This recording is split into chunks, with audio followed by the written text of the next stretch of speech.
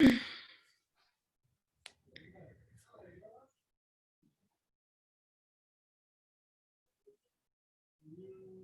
morning to everyone joining us on Zoom. Just give us 1 minute. We're going to let all of our attendees stream in, and then we will start streaming to Facebook Live.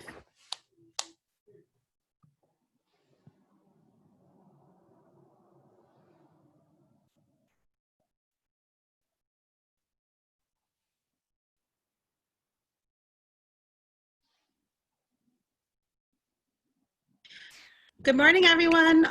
Thank you so much for joining us. We are going to start streaming now on Facebook. Welcome to everyone joining us on Zoom. Just give us 1 minute and we're going to start streaming live.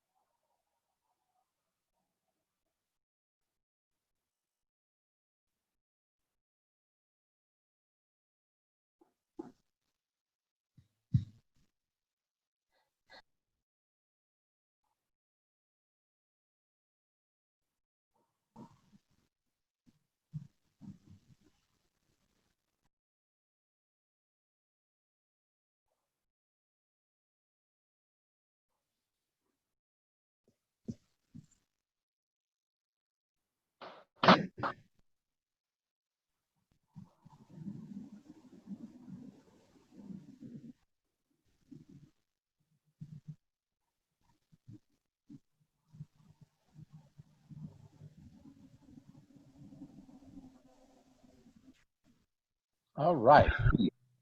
Looks like we're live now. So welcome everyone, and thank you for joining us this morning. This is our virtual District 10 office hours. As you know, we used to have those in person and live, and this actually is going to allow us to do a bit more. As usual, my staff is standing by. If you have any questions, put them in the comment section if you're on Facebook, and if you're on Zoom, put them in the Q&A section. We'll try to get to as many questions as possible, because this is a very heated time, and we get a lot of questions on issues concerning police and use of force. And so in April, we actually put together a program called Community Connections, and that's where we bring in guests. And then this is what we're going to focus on today. We're actually bringing in a guest instead of doing my normal office hours. But if you have a guest that you'd like to see, we've had plenty of great guests on: the chief of police, the head of the library system, and today our special guest is an independent police auditor. So we always have some great guests that have great advice and ways to take advantage of the system here that we have in the city of San Jose and get to know what we do. So if you have ideas, send them in. This week at City Hall, we're actually putting together our mid-June edition of our newsletter.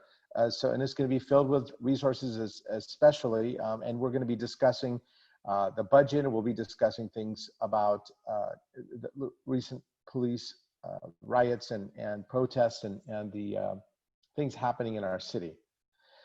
This week also at City Hall on Tuesday, June 16th, our city council meeting starts at 11 o'clock, and it's also usually broadcast on Comcast, and if you can see it on YouTube and Zoom, and the city's website, in fact. So if you want to participate in the discussion, this is going to be an important week.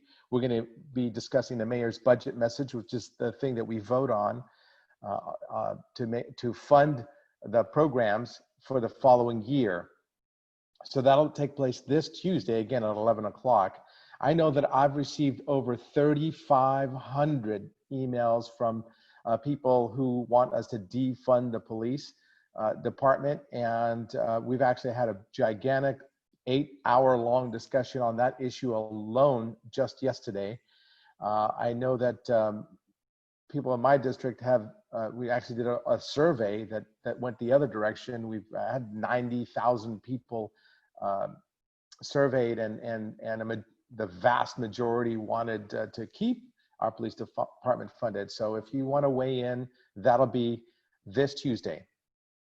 Also, we're also approving this week the final building for affordable apartments on Gallup Mesa. This is something that's been in the works for 4 or 5 years now, and it's finally coming to fruition. And Gallup Mesa is right behind the Whole Foods Shopping Center, so this is going to be a lower affordable apartment complex coming up for families and youth. And so that'll be breaking ground soon. And I'm happy to share with you that the city's passed some new laws called the Alfresco Outdoor Dining Program, which is a temporary changes that make it easier for restaurants to expand their seating into their outdoors, like say parking spaces and park strips and city sidewalks. And if you want to find out more about how, if you have a restaurant and want to expand into the space, you still need a permit, but we made it much, much easier for you. We'll put a link on this chat and you could log on and get a permit right away. I also want to let you know that the county is allowing retail establishments to open. Now, there's still many that are not open, but social physical distancing is still required in those establishments. Again, if you want to check out our newsletter, we're going to have a lot of great resources on this. And if you go on sjd10.com, you could sign up for our newsletter and or get previous newsletters that you've missed. And so you can look for announcements and what have you. Our special guest this morning is Shivaun Nurre, and she is our independent police auditor. Now, not a lot of cities have an independent police auditor, but I thought it would be very important to add to this discussion and to get her perspective and to allow the public to talk to her, because she has not had a voice yet in this discussion. And I'm going to have my Chief of Staff, Shane Patrick Connolly, read her bio. Please introduce our guest, Shane. Good morning, Council Member. So Ms. Nurre joined the Office of the Independent Police Auditor in 2006. She has 10 years of public sector experience as a Deputy County Counsel here in Santa Clara County.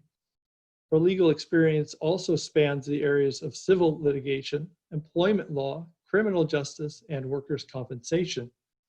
She obtained her undergraduate degree in history from the University of California, Riverside, then worked for several years at the Congressional Research Service in the Library of Congress. And then she obtained her Juris Doctorate degree from the University of California at Davis. And that is Shivaun Nurre's background. Thank you, Shane, and thank you for joining us, Shivaun. Before we start getting into the questions, many of San Jose residents don't even know that we have an independent police auditor, and so I know that many of you in the community are feeling pain over the recent incidents and the murder and excessive force use, all over this country, and we're all still outraged over what happened in Minneapolis by the now ex-police officer who's been charged with the second-degree murder of George Floyd. Many people are calling for change in our police department, for defunding, for, lots of phone calls and letters have been coming into my office. And quite frankly, this isn't the first time that the Black community has suffered injustice. So I just want the public to know that I hear you, and I hear you loud and clear. And I'm proud to live in San Jose, where long before what's been happening all over the country in the protest, that the city had already made strides in accountability, and we've been at the forefront of changing policing as we know it. I know that our police chief has been committed to improving the accountability of his own police department, and I think our guest will concur with that, and he's been open, unlike many departments, to change. And unlike many cities, many of them don't even have independent police auditors, and our independent police auditor analyzes, for example, use of force and makes recommendation on improving every year our policing. And so that she puts together a big report, and every year she makes recommendation, and it's up to the city council to approve many of these recommendations. Some of them require, for example, negotiations with unions. Some of them require going on the ballot. So that it's a little bit of a complicated process, and we're going to try to simplify some of it for you here. And I'm glad Shivaun is here with us to start explaining some of the things that her department does. And I can tell you that in November, for example, we've already agreed with our union on giving her a little bit more oversight over some of the activities that and complaints that police get in their normal line of duty. And so I want to start diving in here into some of the questions, but before we do, I want us to ask you, give us a little bit of a brief history of what the independent police auditor does, and what's your purpose, what are your responsibilities? Thank you for the opportunity, council member. So let me start with the origin of the office. This is a time of crisis, locally, statewide, nationally, social unrest following an incident involving officers and a Black person of our community. And it's interesting because the origin of our office goes back to a similar event. In the 1990s, citizens of San Jose wanted more input on oversight of the police. There was community sentiment that police shouldn't police themselves, and thus there should be some other independent agency that's going to weigh in. And there was a lot of back and forth because citizens wanted a citizens review board, which is a model that's very hands-on for the citizen, a lot of citizen input into the complaint process and the investigation process. And on the other hand, the police department didn't want oversight at all because they thought internal affairs was doing a fine job.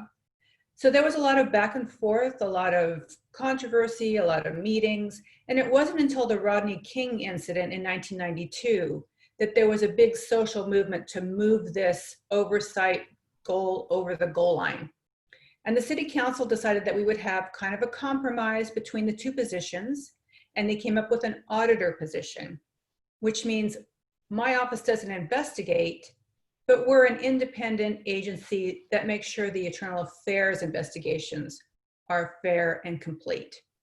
So again, it's just interesting that, we have social unrest now following an incident with a police officer back in 1992. That was the same, aura that kind of moved our office forward into existence. Well, sometimes changes in our social structure take powerful things to happen, and it's unfortunate, but that's the way our society changes for the better, I think. And a lot has been said about your office. How big is your office? How many people do you employ? We have 6 people total, including myself. I'm the head of the office. I have an assistant.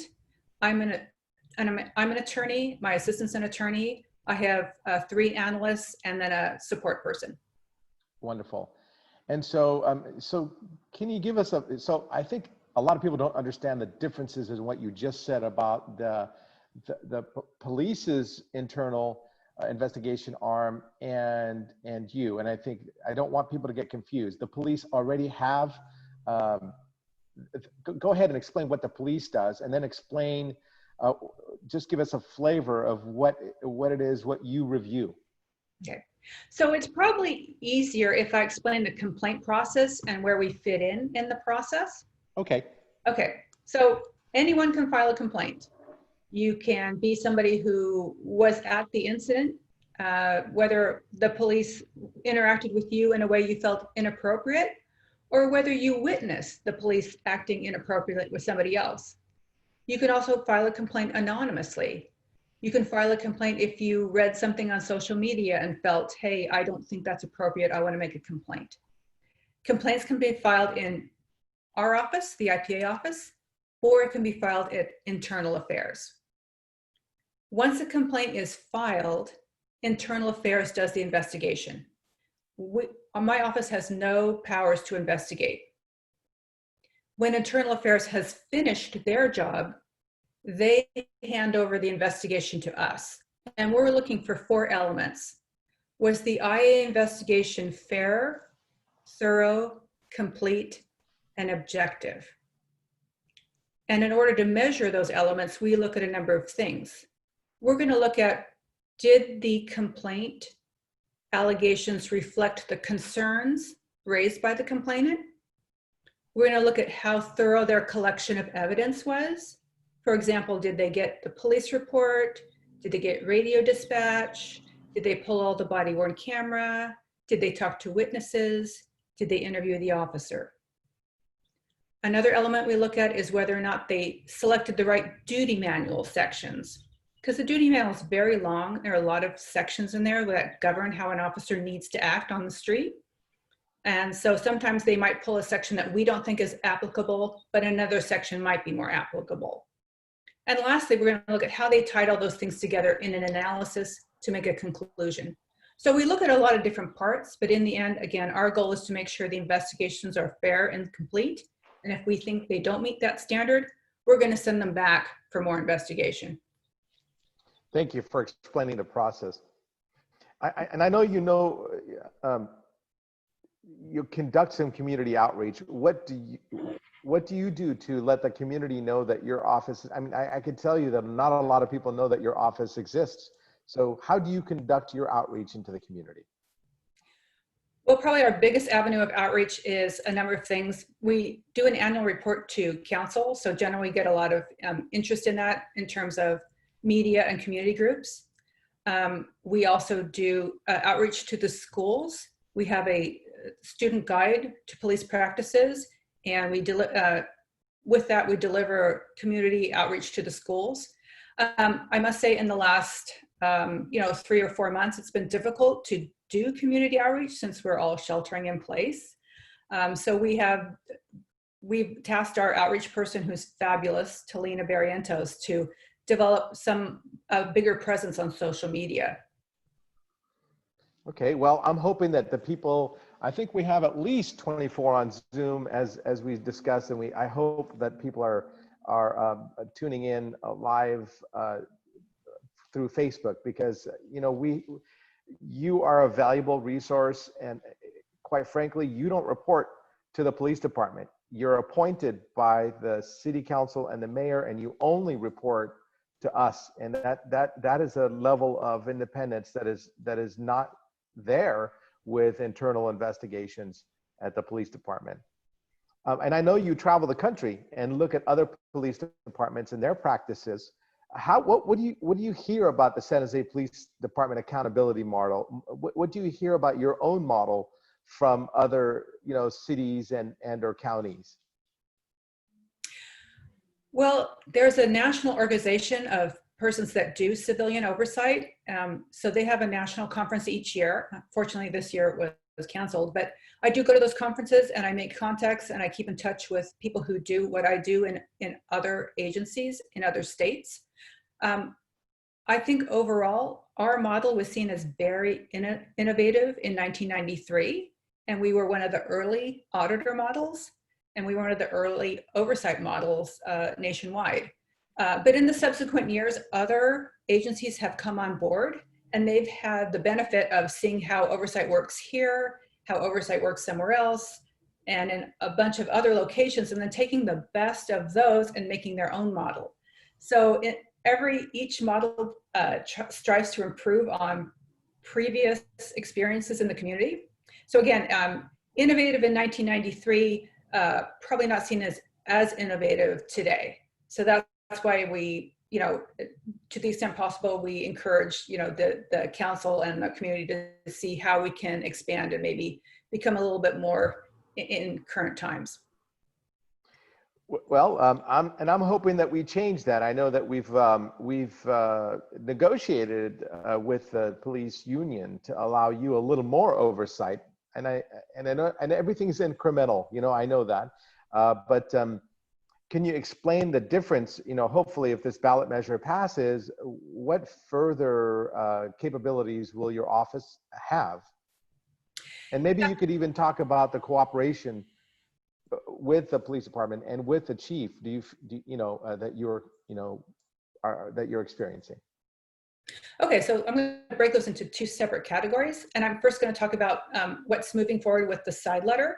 So I think the watchers should know that our office was created by county charter, and it's very strict about what we can do. Our responsibilities are limited by charter. So the charter puts us in a pretty box with pretty firm walls. The current side letter is an agreement between the city and the police union, which allows us to take some powers now while we're waiting to put some language on the ballot.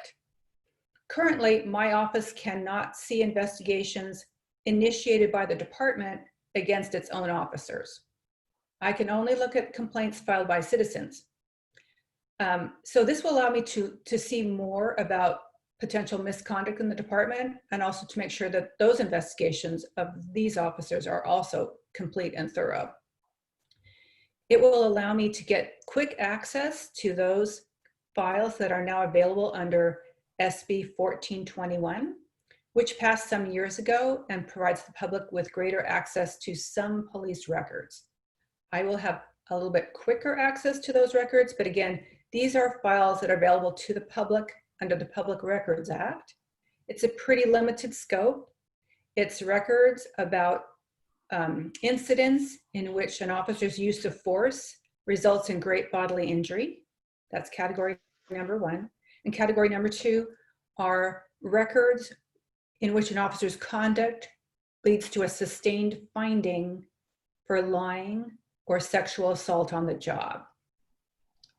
And Can you last, explain what sustained means? A lot of people don't understand that phrase either. I always tell my staff, don't stay with jargon. Let's explain okay. that, and please do explain. So that.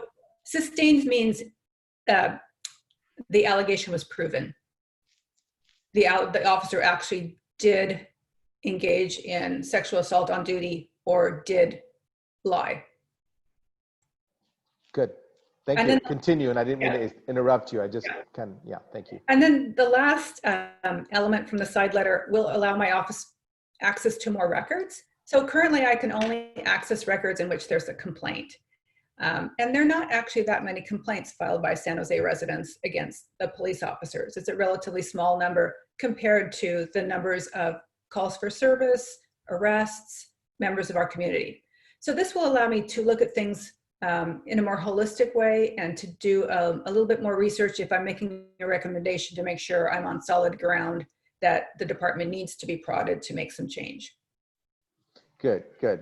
And I know, look, I've been in office for 7.5 years now, and I've actually gone through this process about 7 times where the independent police officer made recommendations. And I don't know, I think you've been either an assistant or somehow in the mix the entire time I've been in city council.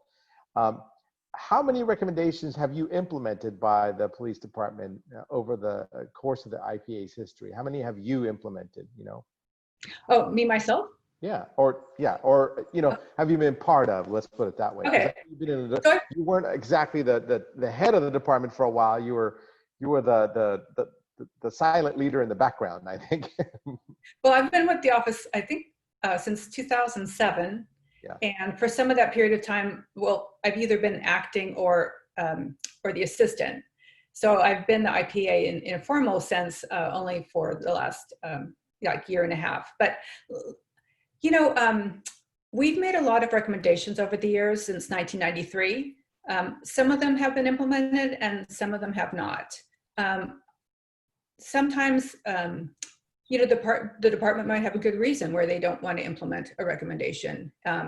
I think in the past, what I've tried to work out is what's feasible and reasonable, so we're not asking the department to do something that they're going to put their heels in and say no. I've tried to keep an open dialogue. Mostly I look at what are the complaints we're getting and what are other departments doing and what are best practices. And then I'll have a conversation with the chief to let him know what I'm thinking about. So for instance, last year I recommended that the department should track when officers point guns at people, which, for most people is going to be something that's going to be seared in their memory. And we wanted to have a better sense of under what circumstances is this happening and in what communities. And I pointed out to the chief that, there are a lot of departments that do this, and I also wanted to have it tracked as a use of force. And if it's a use of force, it's a special category. And I know now we're getting in the weeds, but big picture is the police chief was okay with tracking force. He just didn't want to move to put it in the category of use of force. So he had his reasons. That's fine. We had a discussion at council, and we're moving forward, and they're going to be reporting out on the implementation in the fall. For many of the other ones, I think some of the recommendations that are going to be in my report coming up have already been implemented because they're logical, they're reasonable, they're rational, and they're worth doing. Good, good. And do you have suggestions on how to improve relationships with the police department and the citizenry? I mean, right now, I got to tell you, I went from having people write me emails every week to hire more police to thousands of emails to defund the police department, and it was almost like a light switch. There's been, I mean, what could the police department, do you have ideas on suggestions on the ways the police department can improve the relationships with the citizenry? So we were looking at some recommendations a while back, but because that's such a nuanced task, it's difficult for our office to try to step in and micromanage that. But what we did do is recommend that the department look at 20th century policing elements, which was put forth by President Obama a couple of years ago, and to really take those to heart. And they have things like, they have concrete examples of community relations projects and approaches. And they have concrete examples about how you can implement a restorative justice approach. And those are all valuable, and we didn't think we needed to rewrite that script. Those principles, I believe, are on the SJPD website, and they have taken steps to implement them. And I think those are also documented on the SJPD website. Good. And I know that you had, you did mention this briefly, that you published a high school youth handbook on the rights of kids. And so how's that distributed? It's usually distributed through outreach to the schools, where we physically go to the schools and provide a Q&A about how to interact with an officer. So again, during this time, we're considering how we can revamp that, because we don't know in terms of how many kids will be on campuses in the fall. Yeah. I have kids I have a kid in high school, and I could tell you that we're in flux. I understand what parents are feeling firsthand. So those materials, our annual report with all the recommendations and the student guide, are all available on our website. Now that we're moving into the digital age, we might be doing more Zoom meetings or WebEx meetings. I just don't know at this point. And I have a brand new intern. His name is Ken on the line. And maybe if you send us that link, Ken could distribute it out to all of his high school friends. And so he's actually learning from our office and what we are doing. I was just joking with him about learning all kinds of video stuff today. So, but he probably knows more than all of us on Zoom and all these other platforms. So to get back to the topics here, what problems are you faced with in trying to change the department? For example, I took part in. There was a whole couple-year-long discussions on going from 6 months for officer shift transfers, right, to 1 year, and that took a little bit of doing. Tell me about any obstacles that you're facing. Well, or how does the police union come into play with reform? I just want to let the public know that you're not just dealing with the police chief or the city council, but that you also have to convince the police union to commit to some of these reforms, correct? So generally, I do not interface with the police union all that much. My goal is to prod the chief and command staff to make change, to have them come on board with something that I think is reasonable and rational and efficient. Then they're going to be looking at a couple of things. You know, do they think, well, number one, first, do they agree with me? And number two, is it feasible in terms of personnel and finances and equipment? Because if I recommend that, you know, no officer should go into a situation if he's solo, there should be two people, then right away you've got a staffing issue, right? And you've got a money issue and you've got an equipment issue because you need a salary and you need a car and you need additional things. So that's one hurdle. And then generally it's the police department that's going to be working with the rank and file and their union reps to get them on board. Now, some things don't need union agreement, but some things do. The meet and confer items do.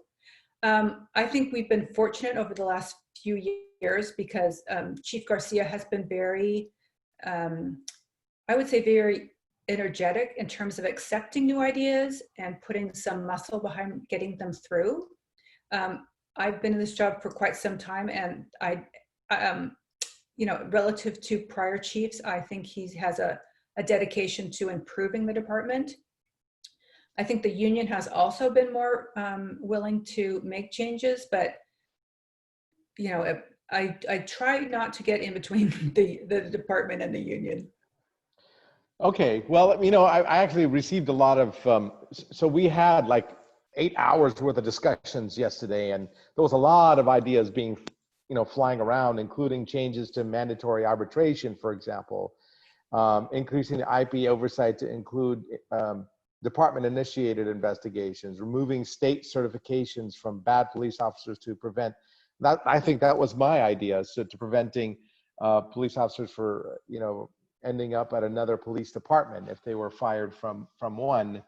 You know, what are your thoughts about some of the, you know, at least those three that I just mentioned? What on changes to our policing that could help increase, you know, accountability and trust? Well, if you're talking about state certification to identify bad officers and making sure they're not hired elsewhere, I personally don't think we have a problem with that in San Jose, because San Jose tends to have a very thorough background process, and they're going to find out who these officers are because you're going to be contacting their prior employers, including any law enforcement agencies, and you're going to be talking with their internal affairs about why officers left. And because applicants pretty much sign away their confidentiality rights, you are able to dig in and find out if you have a bad officer. And because San Jose tends to be seen as a highly regarded agency in the state, we have the luxury of dropping applicants that don't meet high standards. So although state certification might be a good thing, I don't see it as a concern in our local area. Okay, that's another thing that people don't understand. I mean,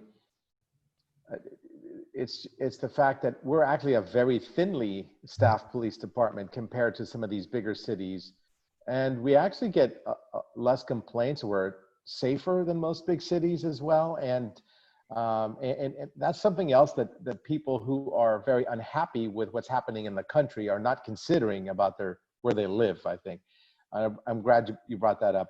You know, I did want to leave at least a half an hour to talk to people who are live and want to who have already sent in some questions, and I'm going to ask because I don't like to read questions off these things. I'm going to ask my staff to go ahead and start reading some of the questions that are being asked on Facebook, and we actually got some on Nextdoor and what have you. So Shane, could you start reading some of the questions? Yeah, we have several questions coming in, so thank you for your questions, everyone. So one of the first questions that actually a couple of people asked was about the power of the independent police auditor. Is it only advisory, and do you feel you have enough power in your role to make change? So as an auditor, again, I don't have any investigatory powers, and the recommendations I make are only recommendations. I don't have any ability to force the city or the police to enact changes. the auditor model has some pluses and minuses. For instance, one thing that can be frustrating that I'm experiencing now is that although I can attend officer interviews, I'm prevented from asking a direct question of the officer. Given my background as an attorney, I have some training in asking direct questions. But that was set up again in 1993, again, as a compromise. And I think, maybe if we were revisiting things, that I think that might be something to put on the table. Yeah, I think another thing in terms of the auditor model is people in the community might lack confidence that internal affairs is investigating their own. Other models allow their outside oversight agency to actually take over the investigations of some allegations. We're hearing a lot of the community that's something that they want the council to look at. Again, I think my job is to show what's out there, what are the possibilities, and then have the community and council determine what's best. It's interesting though, because crisis tends to move my office forward. We were developed after the Rodney King protests. That's the impetus for getting us going. Our next big expansion of power was allowing us to have some role in officer-involved shootings. And that came after there was a tragic killing of a Vietnamese woman who was holding a vegetable peeler, but the officers thought it was a weapon and she was killed. And at that point, there was an impetus to move our office forward. So, maybe with this current climate, there will be an impetus to add still more powers to our office. Thank you for that. We have another question here on someone, this is from Vera. I keep hearing that there are only a few bad apples within police departments, but there seems to exist a culture of circling the wagons to protect bad apples instead of weeding them out. How can we create a culture where good apples can step forward without fear of reprisal from the union or fellow officers?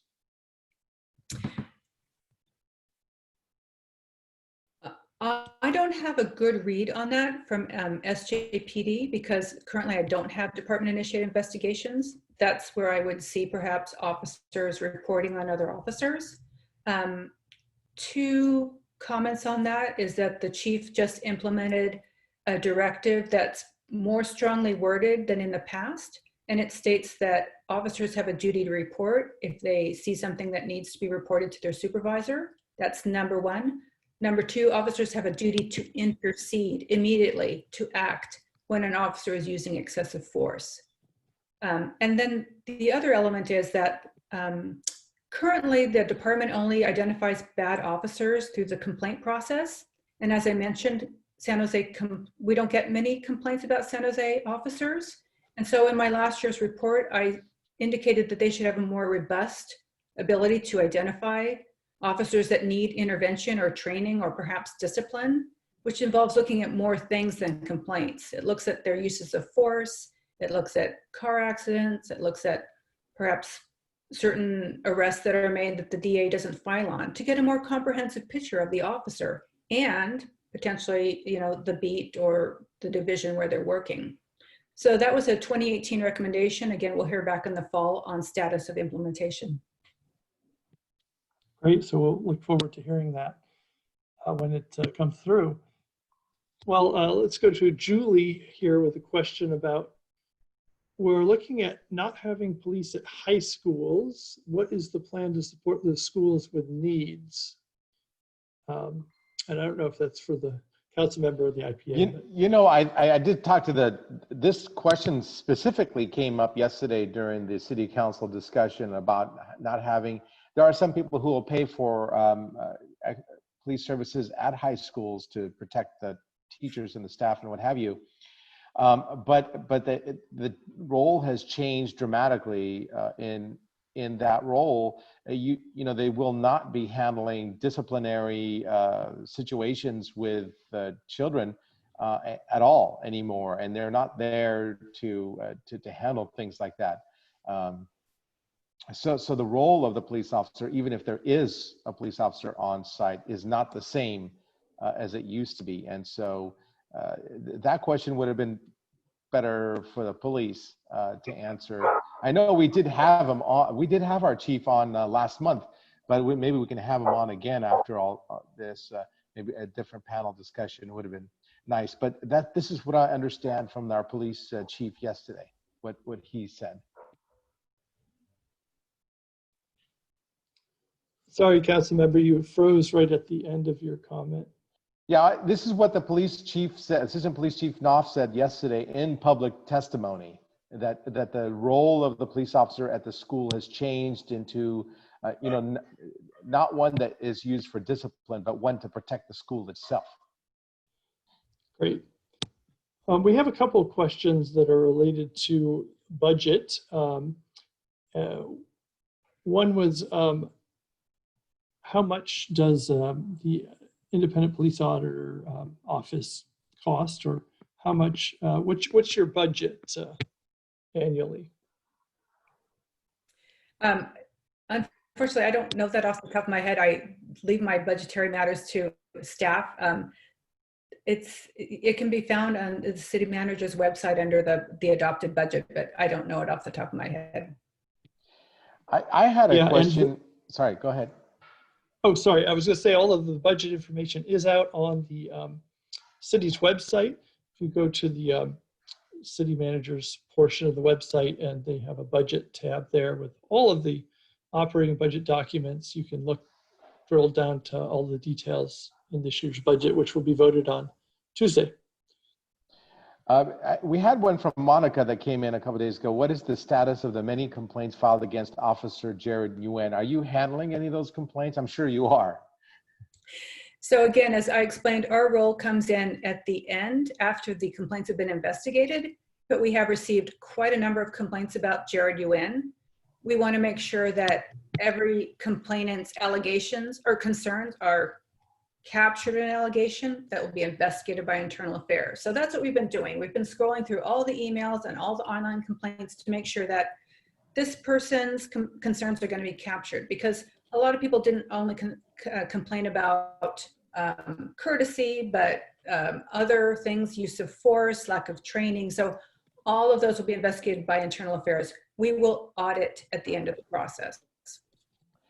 We received several emails one from Brad Imamora and one from Marilou, and they're all around the same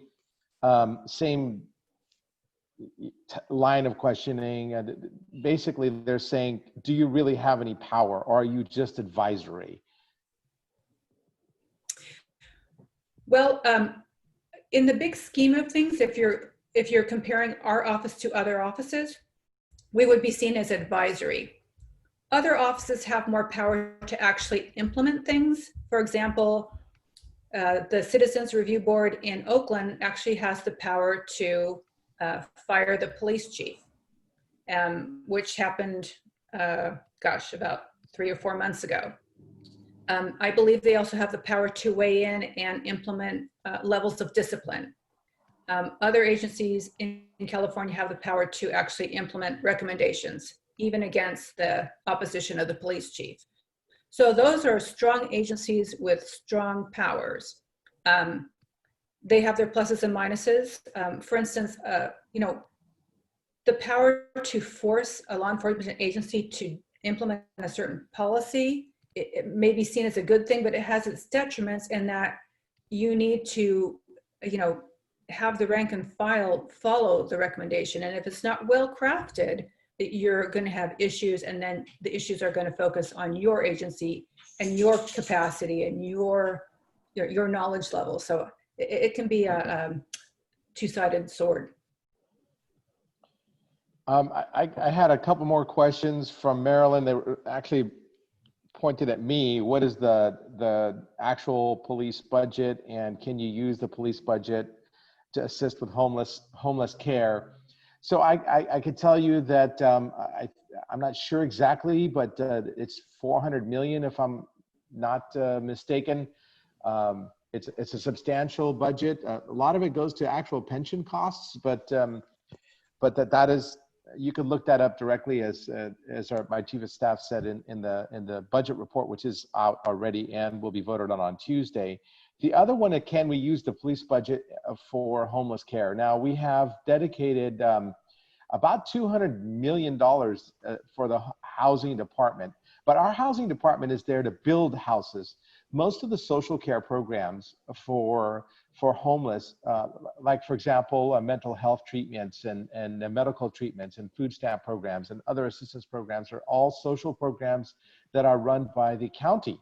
And so the task of our housing department, although it's been growing, has been there to build housing for our homeless individuals. And we've been doing a lot of that.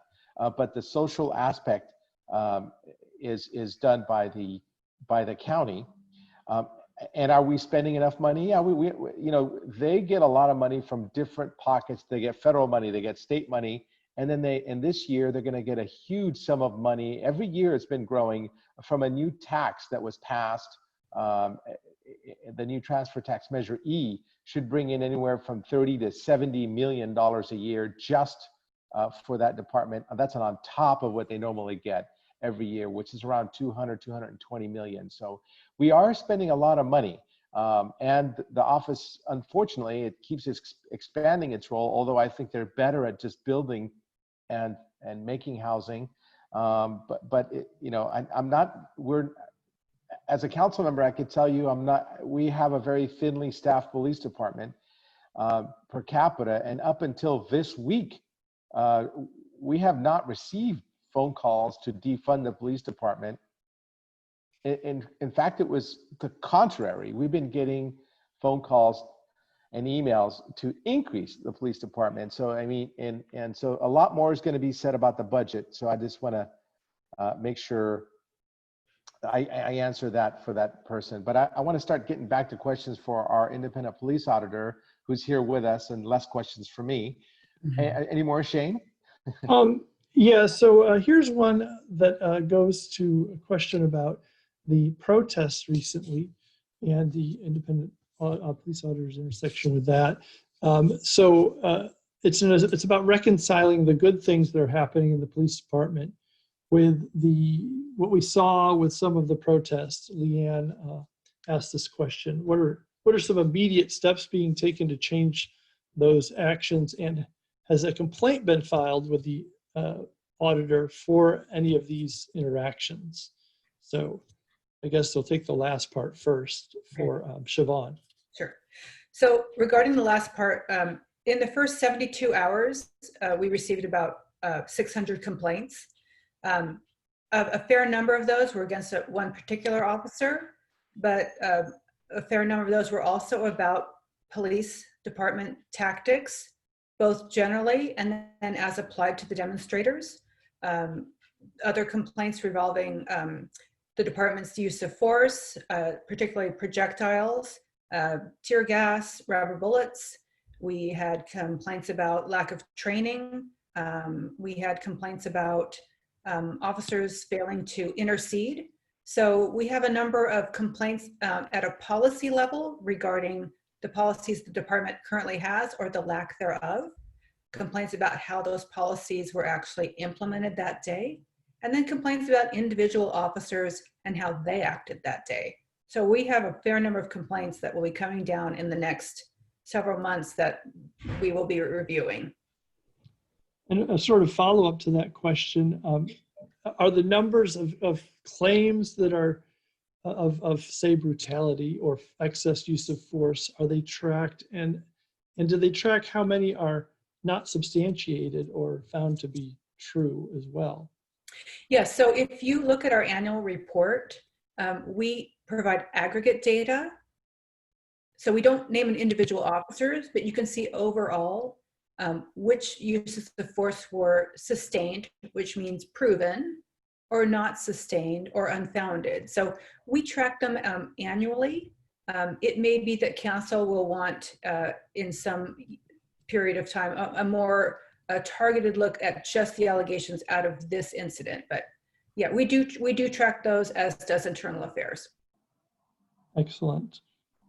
And Shane, if you don't mind trying to tell us who said these messages. I know I got one from Nina here that says, can you explain the process of auditing behavior or / actions of our police officers? Yeah, and that last question was from Rosemary, sorry. Okay, thank you. And this one is from Nina. Do you audit behavior or actions of the police officers? I'm a bit unclear about the difference between actions and conduct. What we look at, again, is internal affairs investigations. They will investigate, generally it's the officer's conduct, Okay. what they did or didn't do. When we talk about behavior, we're generally talking about perhaps a bias-based policing allegation, right? What was their motivation or mindset? That is a separate category that they investigate and we audit. Okay. And this Nina also asked, what actionable steps will the city now take to reform the department? I can tell you that after 8 hours of discussions yesterday, the city actually passed 5 memos, maybe 6. I don't know, it was a blur actually, but there's so many suggestions that are being proposed, and we're going to work through a whole lot of suggestions before all the dust is settled. Some of them are going to be led by the staff other than the independent police auditor, but some of them are going to be, changes to the rule book. There's so many that were discussed. The use of handcuffs, checking for body art.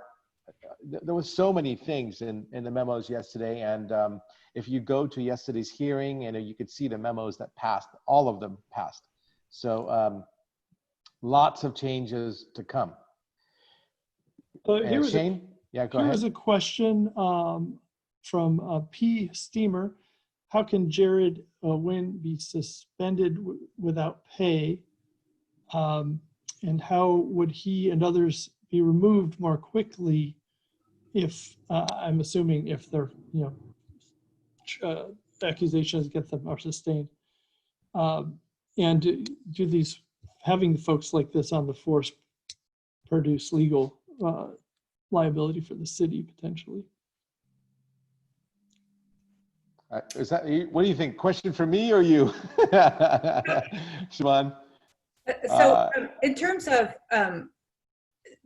there are some actions that officers do that are so egregious that the department will immediately fire them. So for instance, we saw that in Minneapolis, that the officers were fired within a short period of time. But generally, under the personnel rules and the city approach is that they will put an officer on leave so that they can determine whether or not he should be, investigated and then fired through the process. Now the process takes some time, but generally, if the officer is returned back, you're looking at back pay. So the departments generally up and down the state tend to take the conservative approach to place an officer on leave, investigate, and then take actions.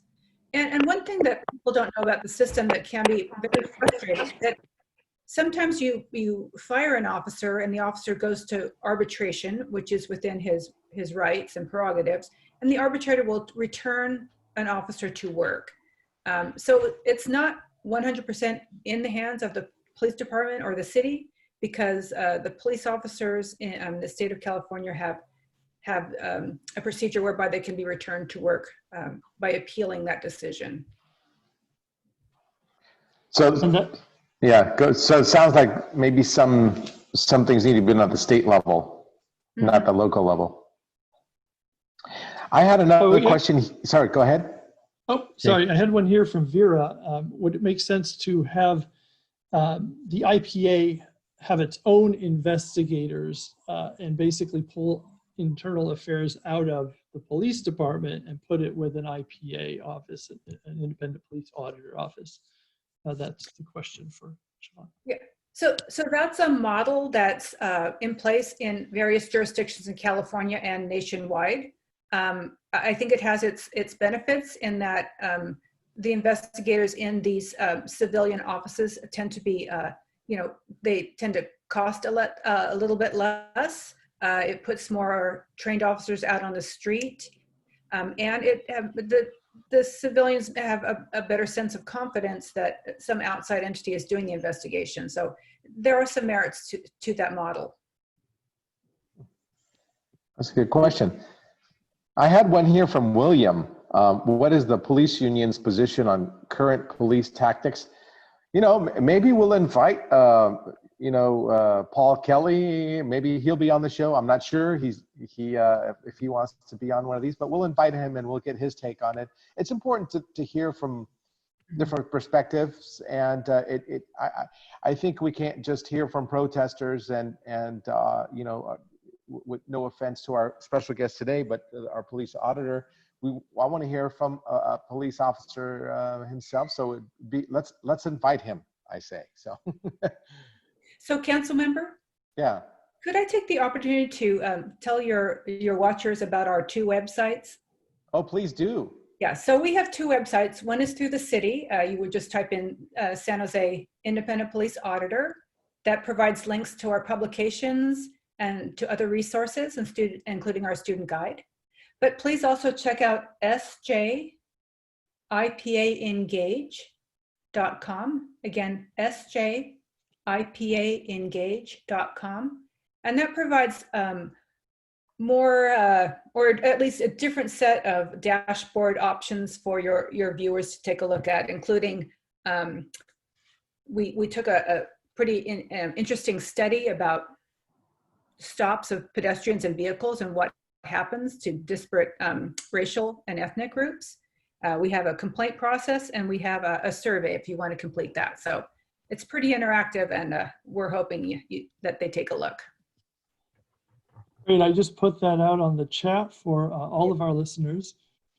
I think we are getting to I have a couple more here. our last couple of minutes, so maybe 1 or 2 more questions, Councilmember. Okay, let's see if I can get them in. Essie, should military equipment be used on citizens? And Lydia says, can you share the metrics for SJPD use of force, corrective actions, training and hiring, retention, or firing of officers?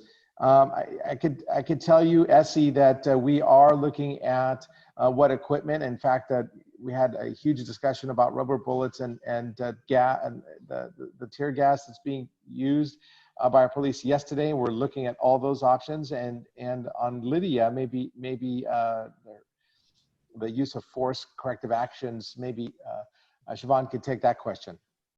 Sure. If you're looking for analytics on use of force, go to the San Jose Police Department website. They have a dashboard that shows their use of force and breaking down in various categories. It's a good place to start. There's also a pretty good narrative but long report that talks a little bit more about the data on that. Retention, both my annual report and the department's annual report will reflect how many officers were terminated through the year. And that will be probably available in the fall. Great, and that's a great question. Akeem, will I get the police services I pay for? I'm paying taxes, a lot of taxes. He's very passionate about his taxes, but the quality of the service is declining every year. Longer wait for responses, if any at all. I want the strong police force that was promised to me, the one that you said you will deliver and take my taxes for. Lots of exclamation points here. When will that happen? I don't want to live in Seattle. So I mean, obviously he's passionate about this, but I could tell you in the last few years, we have gone from 800 plus police officers to over 1,150.